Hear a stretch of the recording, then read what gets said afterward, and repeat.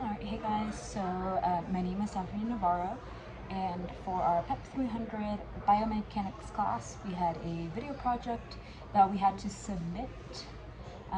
So for this video project, our purpose was, through a video presentation, define and also illustrate an application of a particular biomechanics topic that we covered during this summer course. Essentially, these videos are designed to assist other students to learn the topics that we covered in class a little bit further and even more through our illustrations. This is also just a great way to make this project fun but also very educational at the same time. For me, I'm a person that learns visually, so this is a great way to really learn more about that certain topic. So the biomechanics topic that I chose to focus and illustrate on is from Module 2, Lecture 9, Projectile Motion. So to start with, the textbook definition of projectile motion is the motion of an object thrown or projected into the air subject to only the acceleration of gravity. So if there was any other force acting upon that object, then it would not be considered projectile. It's only the gravity. So to take this definition apart, we know that the object being thrown is called projectile and its path is its trajectory. So what does this all mean? Well, the way that I'm able to connect and retain the topic of projectile motion is applying it to my everyday life and how it can be used. So in my own words, I would describe projectile motion to be a type of motion when something is sent in the air, then used as a way to protect a certain path, if that makes sense. So to start with, in the lecture, we learned that the path is covered by two external forces, gravity, air resistance, and also the parabolic motion. So I guess that actually makes it three. We know that projectiles follow a very predictable path, and we know that it also has velocities in two directions, horizontal and vertical. Horizontal motion is when the motion is parallel to Earth's surface.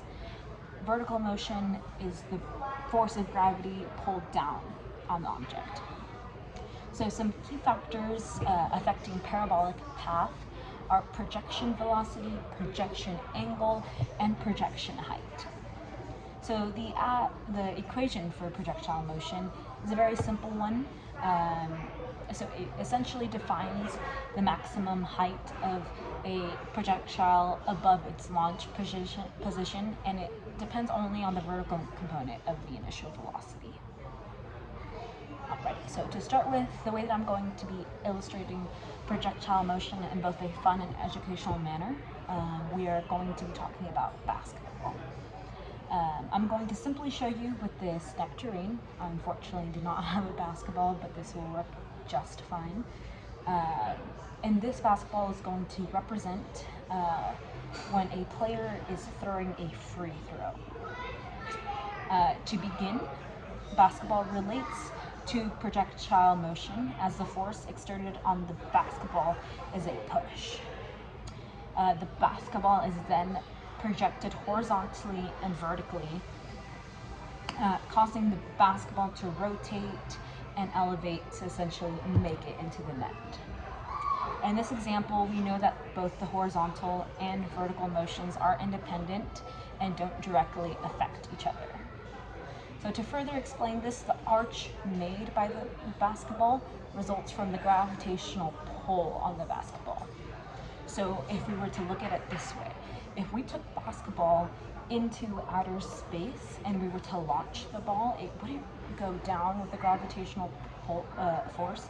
It would continuously travel. There would be no gravity in space, so the ball would just keep going.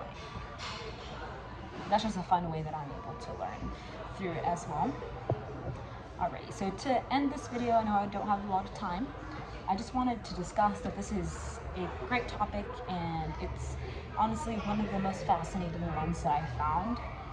Through projectile motion, I think it's a huge benefit, and I think the most important part of studying projectile motion is it's a good way to practice and learn some of the general problem solving, and also just understanding concepts in physics. Studying projectile motion opens the door for understanding vectors for both force and motion. And also, the main takeaway of this video that I want everyone to know is realizing that these vectors can be separated and treated independently, and honestly just don't interact with each other. It's also used in a wide array of occupation and sports, as well as a lot in our everyday life. So it is something that we constantly see as we go on about, and it's a great topic to know and learn about. As for future setting, this also provides benefits in helping future problem solving with these wide range of problems that can be understood through these very few simple formulas. Thank you guys so much for watching this video. I hope projectile motion is further explained in here, and I hope you enjoyed my nectarine basketball illustration. Thank you guys.